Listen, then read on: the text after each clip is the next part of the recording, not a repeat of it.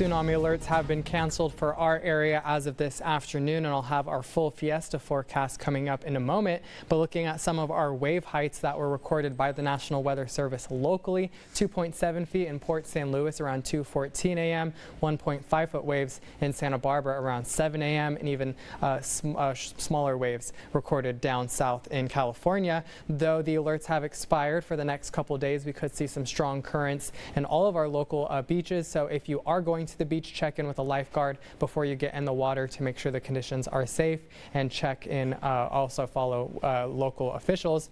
For the Ventura Harbor, they are currently seeing lingering surges, 14 to 16-inch water rises and drops, so that mostly impacts boaters there. So if you are a boater, check in with harbor officials. And this video from the National Weather Service up north at Half Moon Bay shows those water levels rising and decreasing. So just a reminder that these unusual wave patterns and water level surges can continue for a few days after a potential tsunami impact. Now, looking at our wind advisory for tonight that went in effect at 5 p.m. It'll last until 3 a.m.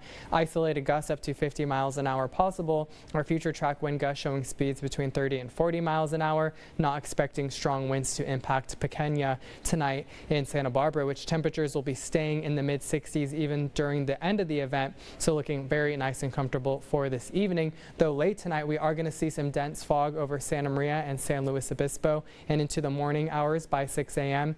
Dense fog will build over Lompoc, San Ynez, Morro Bay, and Oxnard. Mostly clear across the region for the afternoon, except for some areas mostly to the west like Lompoc, Pismo Beach, Morro Bay tomorrow. Some clouds lingering before we see the marine layer return even to the Santa Maria Valley once again late tomorrow night.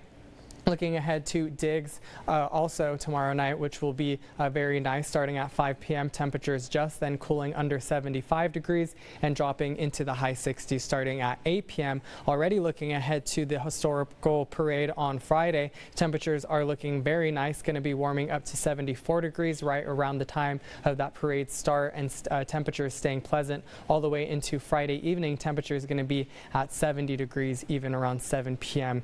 on Friday night.